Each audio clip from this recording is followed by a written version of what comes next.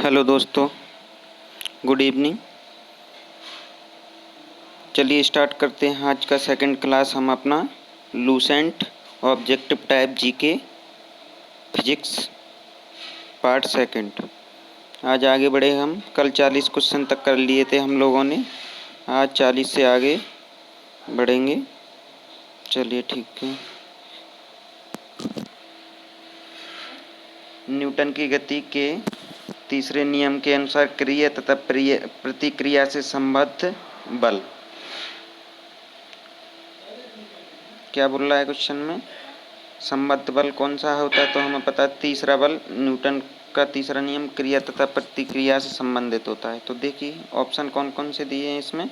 हमेशा एक ही वस्तु पर लगे होनी चाहिए, भिन्न भिन्न वस्तु पर लगे हो सकते हैं, हमेशा भिन्न भिन्न वस्तुओं पर ही लगे होनी चाहिए, का परिमाण बराबर होना चाहिए किंतु उनकी दिशा समान नहीं होनी चाहिए, हमेशा भिन्न भिन्न वस्तुओं पर लगे होने चाहिए। ये हमारा आंसर हो जाएगा इसका। नेक्स्ट क्वेश्चन, प्रत्येक क्रिया के विपरीत बराबर और विपरीत दिशा में एक प्रतिक्रिया होती है, यह है। तो ये न्यूटन का गति का तीसरा नियम है। अगला क्वेश्चन, जल में तैरना न्यूटन की गति के किस नियम के कारण संभव है? जल में तैरना न्यूटन के किस नियम के कारण संभव है? तो इसका आंसर है हमारा थर्ड, जल में तैरना न्यूटन के तीसरे नियम के कारण तैर सकते हैं हम। तो जल में तैरना, जब हम जल में हम जल पे पीछे की ओर क्रिया लगाते तभी तो आगे की ओर हम बढ़ते हैं जल में। अगला क्वेश्चन देखिए, कोई पिंड तब तक एक ब्रह्म अवस्था में ही बना रहेगा जब तक उस पर कोई बाह्य बल कार्य नहीं करता। यह कथन किसका है? यह कथन किसका है? फर्स्ट ऑप्शन है हमारा न्यूटन, आइंस्टीन, आर्किमिडीज और गैलीलियो। तो इसका आंसर हो जाएगा हमारा ए, न्यूटन का जड़त्व का नियम। यानी न्यूटन का प्रथम नियम के अनुसार कोई वस्तु जिस अवस्था में है उसी अवस्था में बनी रहेगी जब तक उस पर कोई बाह्य बल नहीं लगा जाए। नेक्स्ट क्वेश्चन हमारा क्वेश्चन नंबर 44, बल की परिभाषा आती है? तो बल की परिभाषा आपको पता है, न्यूटन के प्रथम नियम गति के पहले नियम से बल की परिभाषा आती है। सेकंड क्वेश्चन है, किसी पिंड के उस गुणधर्म को क्या कहते हैं जिससे वह सीधी रेखा में विराम या एक समान गति की स्थिति में किसी भी परिवर्तन का विरोध करती है? उस अवस्था को क्या कहते हैं? जड़त्व कहते हैं। नेक्स्ट क्वेश्चन है हमारा, न्यूटन के पहले नियम को भी कहते हैं, न्यूटन के पहले नियम को जड़त्व का नियम भी कहते हैं, याद रखना इसको। नेक्स्ट क्वेश्चन, गाड़ी खींचता हुआ घोड़ा किस बल के कारण आगे बढ़ता है? गाड़ी द्वारा घोड़े पर आरोपित बल से, घोड़े द्वारा गाड़ी पर आरोपित बल से, घोड़े द्वारा अपने पैरों से पृथ्वी पर आरोपित बल से, पृथ्वी द्वारा घोड़ों के पैरों पर आरोपित बल से। तो इसका आंसर हो जाएगा डी, पृथ्वी द्वारा घोड़े के पैरों पर आरोपित बल के कारण घोड़ा गाड़ी खींचते हुए आगे बढ़ता है। अगला क्वेश्चन, चलती हुई बस जब अचानक ब्रेक लगाती है तो उसमें बैठे हुए यात्री आगे की दिशा में गिरते हैं, इसको किसके द्वारा समझाया जा सकता है? न्यूटन का पहला नियम, जड़त्व के कारण तो होता है। जब एकदम चलती हुई बस एकदम रुक जाती है तो हमारा नीचे का हिस्सा तो एकदम ब्रेक लगने से विराम अवस्था में आ जाता है, लेकिन ऊपर का हिस्सा हमारा गति की अवस्था में ही बना रहता है, इसीलिए हम आगे की ओर झुक जाते हैं। नेक्स्ट क्वेश्चन है, रॉकेट किस सिद्धांत पर कार्य करता है? तो रॉकेट किस सिद्धांत पर कार्य करता है? न्यूटन का गति का तृतीय नियम क्रिया और प्रतिक्रिया के सिद्धांत पर कार्य करता है। अगला क्वेश्चन है, अश्व यदि एकाएक चलना प्रारंभ कर दे तो अश्वारोही के गिरने की आशंका का कारण है? आशंका कारण है विश्राम का जड़त्व। इसका आंसर हो जाएगा सी, विश्राम का जड़त्व। क्योंकि घोड़ा आगे बढ़ेगा तो उसका जो अगला पैर और निचला धड़ है वो तो उसके साथ बढ़ने लगेगा, लेकिन जो उसका ऊपर का हिस्सा रहता है अश्वारोही का वो तो विराम की अवस्था में ही रहेगा, तो वो आगे की ओर गिरने की आशंका बढ़ जाती है उसकी। चलिए आगे बढ़ते हैं।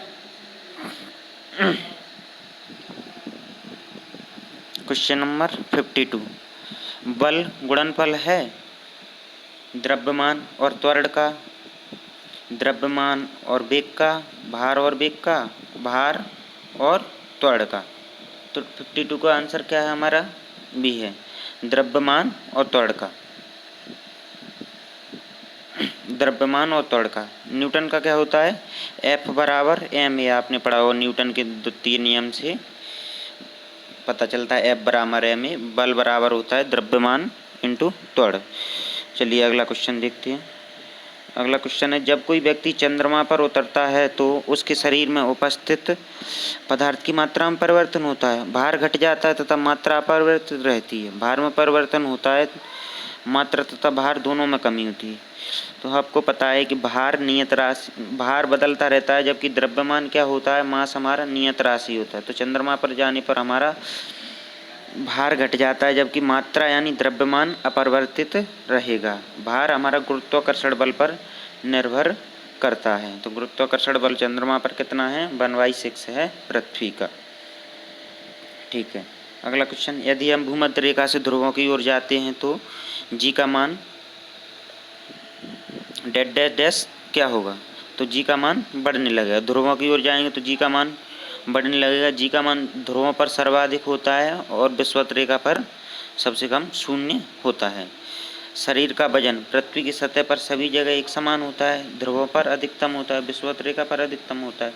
तो गुरुत्वाकर्षण का मान कहाँ जाता है? हमारा ध्रुवों पर। तो हमारे शरीर का वजन पृथ्वी के ध्रुवों पर सर्वाधिक होगा। ठीक है, अगला क्वेश्चन, व्यक्ति पृथ्वी की सतह की तुलना में चंद्रमा की सतह पर अधिक ऊंचा क्यों उछल सकता है? चंद्रमा की सतह खुरदुरी होती है। नंबर बी, चंद्रमा का कोई वायुमंडल नहीं होता। चंद्रमा में गुरुत्वाकर्षण के कारण त्वरण पृथ्वी की तुलना में कम होता है। तो ये हमारा आंसर हो जाएगा। गुरुत्वाकर्षण कम होता है तो हम वहाँ उछलने लगते हैं, 1/6 होता है हमारा। ठीक है, अगला क्वेश्चन, 20 kg के वजन को जमीन के 1 मीटर ऊंचाई पर पकड़े रखने के लिए किया गया कार्य क्या होगा?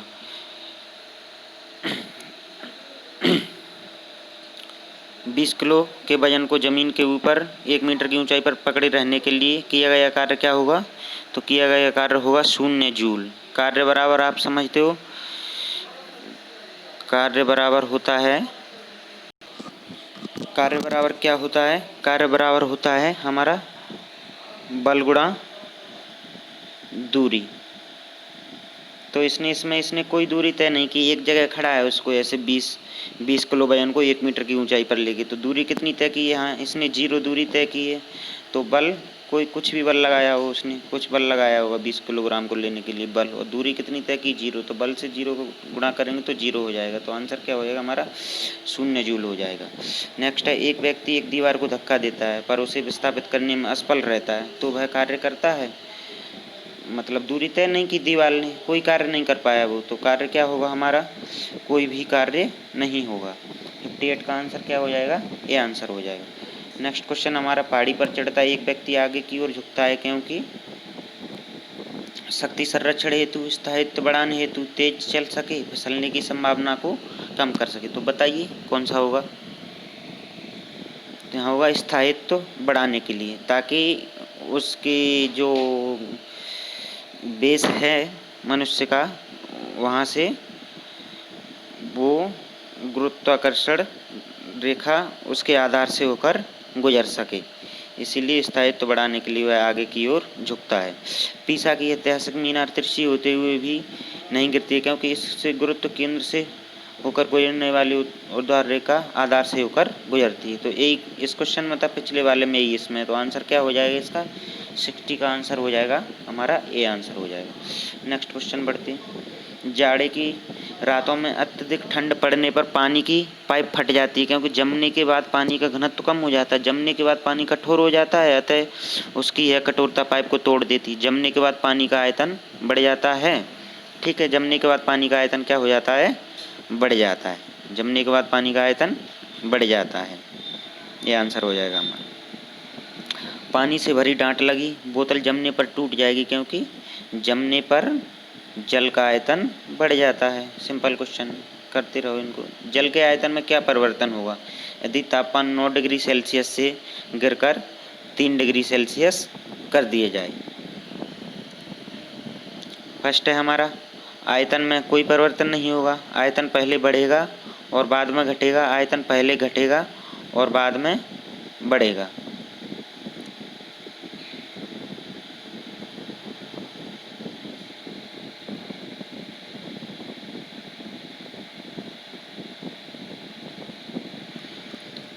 चलिए ये मार्कर नहीं आ रहा मेरा अभी, अरे यार क्या हो गया इसको।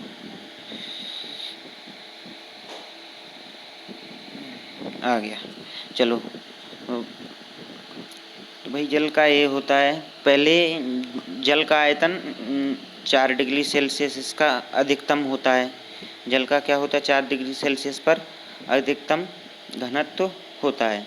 ठीक है, तो भाई पहले ये 4 डिग्री 9 डिग्री सेल्सियस से इधर 4 डिग्री सेल्सियस तक आएगा तो इसका आयतन धीरे धीरे घटता जाएगा।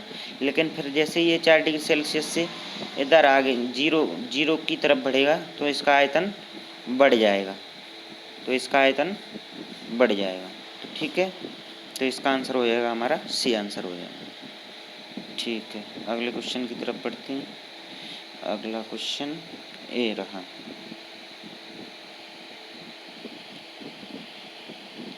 एक झील में तैरने वाली इस्पात की नाव के द्वारा विस्थापित पानी का भार कितना है? नाव के भार से कम, नाव के उस भार के बराबर जो झील के पानी की सतह के नीचे है। आंसर हो जाएगा इसमें आर्किमिडीज लॉ लगेगा। आर्किमिडीज लॉ आप पढ़ लीजिए, सिर्फ ऑब्जेक्टिव टाइप चीज़ आपकी टाइम मैनेज करने के लिए एग्जाम में।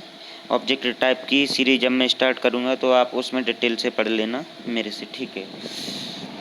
नेक्स्ट क्वेश्चन है हमारा, किसी कालीन की सफाई के लिए यदि उसे छड़ी से पीटा जाए तो उसमें कौन सा नियम लागू होगा? कौन सा नियम लागू होगा? गति का पहला नियम, गति का दूसरा नियम, गति का तीसरा नियम, या इनमें से कोई नहीं? तो गति का पहला नियम लागू होगा। क्यों होगा गति का पहला नियम? जैसे कोई गद्दा है उसको तुम डंडे से पीट रहे हो, तो डंडा तुम जिस जगह पर मारोगे उस जगह पर क्या होगा, जो उसका वो होता है कालीन, वो तो नीचे के लिए खिसक जाएगा, लेकिन वो जो कण होते हैं धूल के वो वहीं अपनी विराम अवस्था में बने रहेंगे, वो गति का विरोध करेंगे न्यूटन की गति के पहले नियम से। इसीलिए इसका आंसर हो जाएगा ए। सेकंड क्वेश्चन है, सड़क पर चलने की अपेक्षा बर्फ़ पर चलना कठिन होता है क्योंकि बर्फ़ सड़क से सख्त होती है। सड़क बर्फ़ से सख्त होती है, जब हम अपने पैरों से धक्का देते तो बर्फ़ पर कोई प्रतिक्रिया व्यक्त नहीं होती। बर्फ़ में सड़क की अपेक्षा घर्षण कम होता है, तो इसका आंसर क्या हो जाएगा? बर्फ़ में सड़क की अपेक्षा घर्षण कम होता है। नेक्स्ट क्वेश्चन, रोड़ी युक्त सड़क की तुलना में बर्फ़ पर चलना कठिन होता है। बर्फ़ पर घर्षण बल रोड़ी की तुलना में अधिक होता है। पैर तथा बर्फ़ मुलायम स्पंजी होती है जबकि रोड़ी कठोर होती है। पैर तथा बर्फ़ के मध्य घर्षण बल रोड़ी एवं पैर के मध्य घर्षण बल की तुलना में कम होता है, तो इसका आंसर क्या हो जाएगा? हमारा बी आंसर हो जाएगा। ठीक है, लकड़ी के सिलेंडराकार पात्र को खींचने की जगह लुढ़काना आसान होता है। जब उसे खींचा जाता है तो वस्तु का भार कार्यकारी होता है। लुढ़कन अवस्था का घर्षण बल फिसलन अवस्था के घर्षण बल की तुलना में बहुत कम होता है। खींचने की अवस्था में सड़क के संपर्क में बैरल का पृष्ठ अधिक होता है और उपस्थित विकल्पों के अतिरिक्त कोई विकल्प, तो कुछ कौन सा हो जाएगा हमारा इसमें आंसर? बी आंसर हो जाएगा। तो क्या होता है भाई, लुढ़कन अवस्था में घर्षण बल फिसलन अवस्था के घर्षण बल की तुलना में बहुत कम होता है। ठीक है, चलिए अगला क्वेश्चन, एक नदी में चलता हुआ जहाज समुद्र में आता है तब जहाज का स्तर पहले जितना थोड़ा ऊपर आएगा क्योंकि समुद्र के पानी का घनत्व नदी के पानी घनत्व से ज़्यादा होता है। अगला क्वेश्चन, लोहे की कील पारे में क्यों तैरती जबकि यह पानी में डूब जाती है? लोहे की कील पारे से रासायनिक क्रिया की प्रवृत्ति करती है, तो हो ही नहीं सकता। लोहे का भार पानी से अधिक तथा पारे से कम होता है। लोहे का भार पानी से अधिक तथा पारे से कम होता है, तो इसका आंसर क्या हो जाएगा? हमारा बी आंसर हो जाएगा। इसका 70 का आंसर हो जाएगा। लोहे का घनत्व पानी के घनत्व से अधिक होता है। नेक्स्ट क्वेश्चन है, जब एक ठोस पिंड को पानी में डुबोया जाता है तो उसके भार में ह्रास होता है। यह ह्रास कितना होता है? विस्थापित पानी के भार के बराबर होता है। तो इसका आंसर क्या हो जाएगा? 70 का 1। ठीक है। बर्फ़ पानी में तैरती है परंतु एल्कोहल में डूब जाती है। पानी में एल्कोहल की अपेक्षा बर्फ़ पानी के जमने से बनती है। बर्फ़ ठोस है जबकि एल्कोहल द्रव। इसका दिख ही नहीं रहा है यार ऑप्शन। इसका डी आंसर है। इसका घनत्व परंतु एल्कोहल में डूब जाती है। बर्फ़ का घनत्व पानी से कम होता है। ये घनत्व है, बर्फ़ का घनत्व पानी से कम होता है और एल्कोहल से ज़्यादा होता है, इसीलिए एल्कोहल में ये डूब जाती। तो डी आंसर हो जाएगा हमारा इसका डी। चलो नेक्स्ट क्वेश्चन, नेक्स्ट स्लाइड में बढ़ते हैं अपनी।